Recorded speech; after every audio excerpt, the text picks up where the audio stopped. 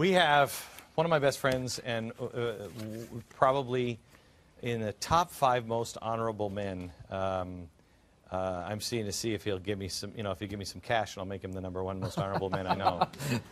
But David Barton is one of the most honorable men I know, and one of the best Christians I know. One of the, you're my hero. Thanks, you're my hero. Thanks. And we were on a plane. Were we coming back from the Middle East when we had this conversation? We were. So we were coming back from Jerusalem, and David and I, everybody else was sleeping, and David and I, we're talking. It's like 3 o'clock in the morning. We're like, yeah, well, another thing, and I said something about the Quran, and I don't remember how it was that Barack Obama, I think, had said that Islam had played a great role at the founding of our nation.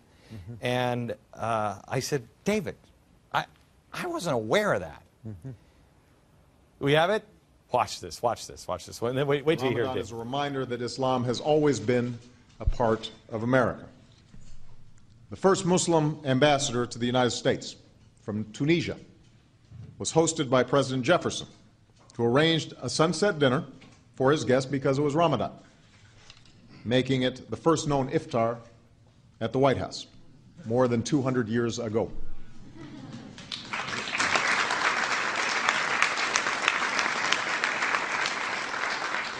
Yeah, no, I know. This is okay. So that was a special moment. It was a sunset cruise. And they held hands, and it was so beautiful. By the way, David Barton, in case you don't know for some reason, David is the founder and president of wallbuilders.com, and I ask you to put your money where your heart is. Wallbuilders.com does more good than a pack of charities combined. All right, so David, go ahead. Come on. Let's take this thing, because what's happening now, and you covered the Muslim Brotherhood. What's happening, it's a historic organization. It goes back a long time, and they're really trying to get a foothold in America and make us think that they're mainstream and normal. And so part of what you get is the president saying that.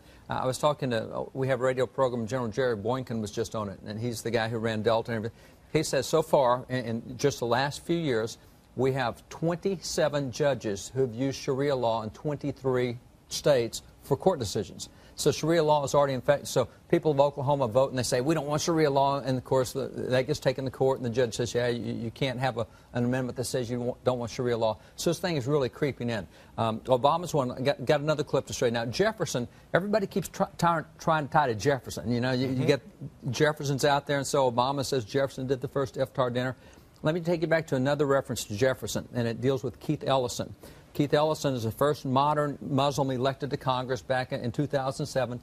And you'll see a picture here of Keith Ellison, and he's got his hand on a Quran, being sworn in. It hadn't happened before in America, so he's being sworn on this Quran. And in being sworn in on this Quran, and you see a close-up of here, you can see on the back what it says, it's Jefferson's Quran. It's from 1746.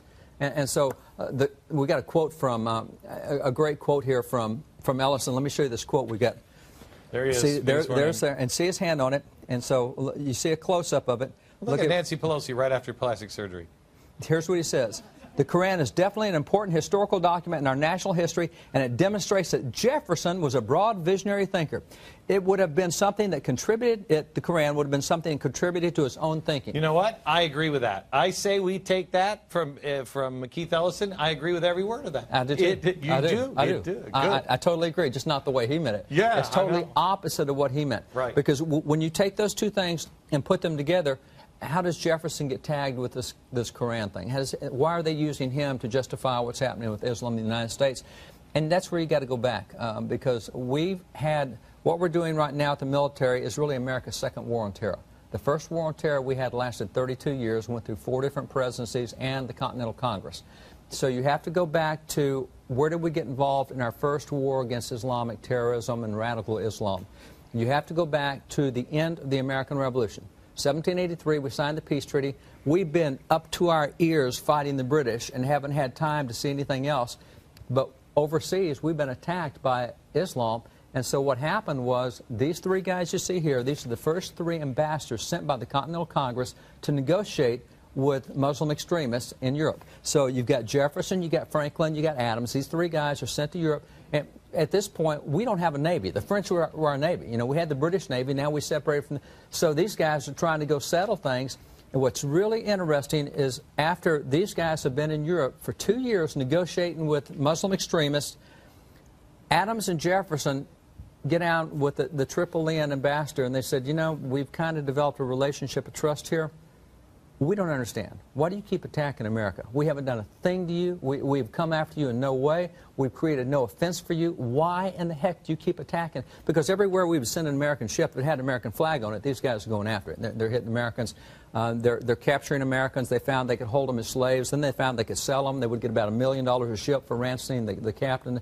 And so Jefferson and Adams say, what's up with this? Look at the answer of the ambassador. Here's his explanation of why all these unprovoked attacks against America. This is what he said. The ambassador answered us that it was founded on the laws of their prophet Muhammad, that it was written in their Quran that all nations who should not have acknowledged their authority were sinners. It was their right and their duty to make war on them wherever they could be found and to make slaves of all they could take as prisoners, and that every Muslim who should be slain in battle was sure to go to paradise. So, Jefferson... Hang on a second. You ever learn this? You, Toki, you won. Where'd you learn that?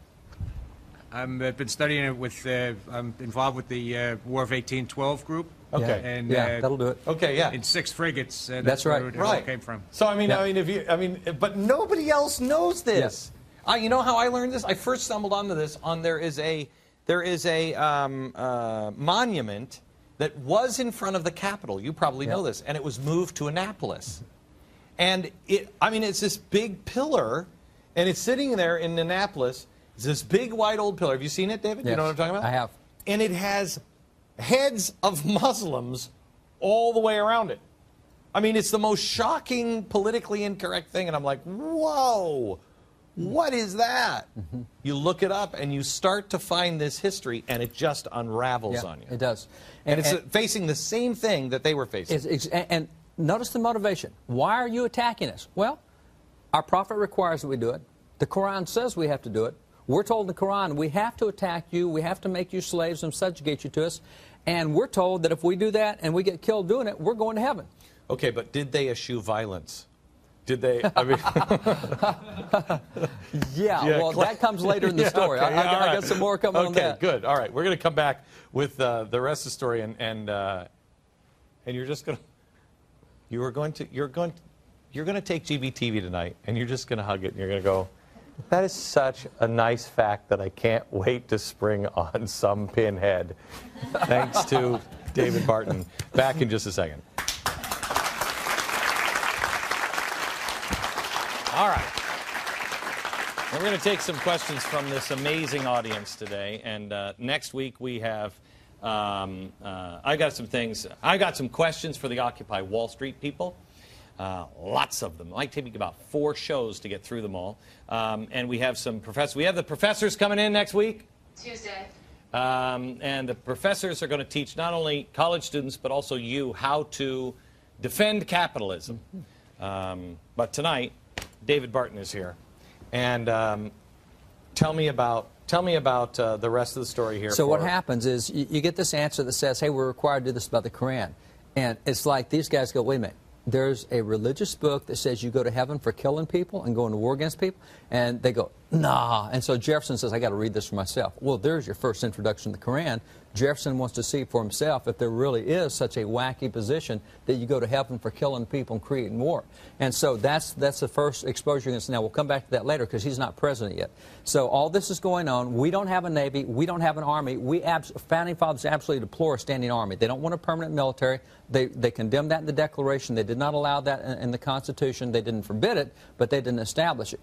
Now we go to George Washington being president. The only way we've been able to find to keep these guys from attacking us is we have to bribe them. If we pay them millions upon millions, then so it's extortion. We're in serious blackmail. By the time you get to the 7th year of Washington's 8 years, in his 7th year, Washington is now paying 16% of the entire federal budget to keep these guys from attacking us. So 1/6 of the federal budget. 1/6 of the federal budget is going to keep Islamic extremists from attacking us. This is where Washington's had it, because he's a military guy. He likes to fight. He's already won battles. He's been a guy all of his life fighting battles. Look what he says about, he's fed up with these terrorists. This is the quote that he uses. He said, "Would to heaven we had a Navy able to reform those enemies to mankind or to crush them into non-existence.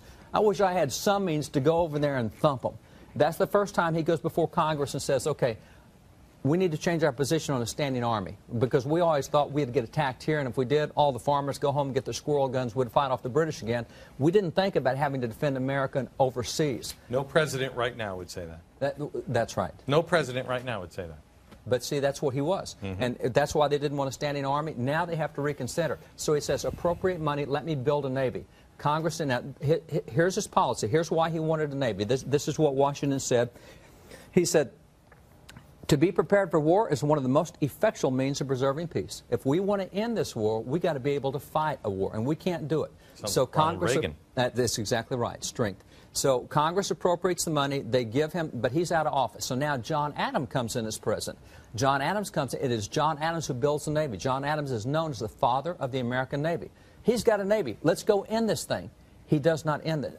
Why not end it? John Adams, who's first diplomat, now he's done this for 15 years, vice president under Washington. He says, I know these guys. He said, if we get involved in a conflict with them, he said, it's going to last forever. He says, I don't think the American people have the stomach to take on Islamic terrorism because it'll last a long time. This is not a quick fight like the British.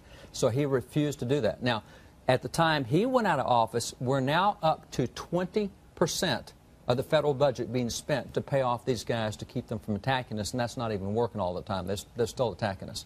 So now we come to Jefferson. Jefferson, the president, goes in. Jefferson goes in and he says, I've had it. I'm not going to pay. And by the way, we were already having tax protests then because we're paying so much of our taxes to pay off these terrorists that it's costing Americans. And so you're getting tax protests over this, the fact that we're not fighting, we're paying extortion money. Jefferson says, I'm not paying any more bribes. At that point, two of the Islamic nations declared war on the United States. First official war declared against us as an independent nation was when we stopped paying tribute and stopped negotiating and stopped playing around with extortion money. And so Tripoli declared war and Algiers went to the point of declaring war. So we got two declaring war. And he says, who cares? And so he takes this brand new Navy he's got and he ships this Navy overseas because there's 4 nations going after us, actually 5. When we started shipping the Navy, 3 of them backed off and then 4 backed off, and so we only had Tripoli to deal with. And so you see the American Navy sailing over there, brand new Navy, first time we've had our own Navy. They get there, and there's some cool pictures here. You'll see a picture of the fighting that's going on. It was hand-to-hand combat, close quarters, the same kind of thing. See, here's the Navy sailing out. They're headed over to North Africa, to Tripoli specifically, and here's the type of battles you see going on. And so this is Stephen Decatur, a young lieutenant who's there engaged in all this battle. And so this is fighting to keep them from attacking Americans because they're having their way with everything going on. This is young Stephen Decatur. So at this point, Jefferson puts military troops on the ground for 5 years over there. That's where we get our Marine Corps hymn. Our Marine Corps hymn says, from the halls of Montezuma to the shores of Tripoli. That's the first war on terror. The first time we had to fight Islamic extremists, and that's the Marine Corps hymn. Halls of Montezuma to the shores of Tripoli. Now, this thing is over in 1805. So now we come back home. We've got a time of peace, if you will.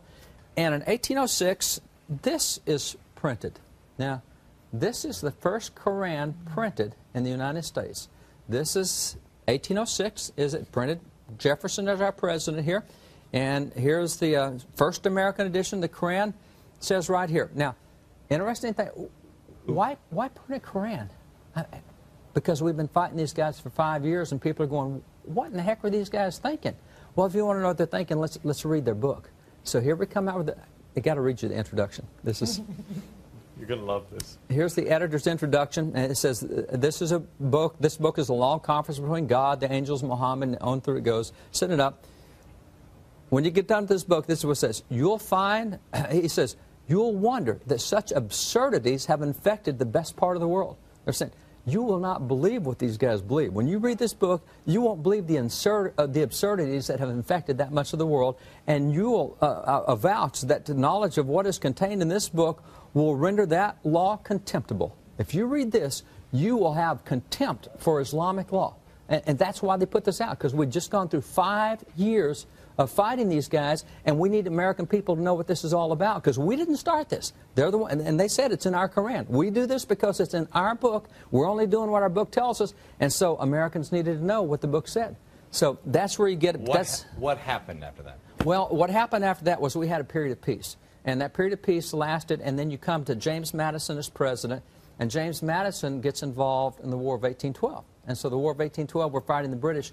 And don't ever think that foreign nations don't watch what's happening with our domestic policy. We were all tied up fighting the British. Our Navy's tied up. Here's Perry and Lake Erie, the battle. We're all tied up fighting the British. Islamic extremists say, hey, we can attack again because their Navy is all tied up. So they start whacking American interest again. And Madison couldn't do a thing about it because we couldn't carry on a war on two fronts. We could only carry on one front. But as soon as that treaty was signed, 1815, John Quincy Adams negotiated the treaty. Madison loads up the Navy again and sends them back overseas. Now that young Lieutenant Stephen Decatur is now made the commander, taking the Navy and the Marines back overseas. And for two years, they thump Algiers, and they just beat their brains in. And after 2 years of that, and here's some more of that hand-to-hand combat that you see Stephen Decatur again leading these groups. After 2 years, they came back to the table, and at the end of 2 years, they signed the peace treaty. And after 32 years of having a conflict with these guys, we finally reached a period of somewhat peace. But their position was, we always, and this is General William Eaton, who led the first expedition under Jefferson, had been a diplomat before, and he said the problem is they consider Americans a weak sect of Christians because we won't fight. And since we won't fight, they're willing to come after us. And so that's why Jefferson said, I'm willing to fight. And that's where things turned around. After we showed a willingness to fight, they left us alone. Ladies and gentlemen, David Barton.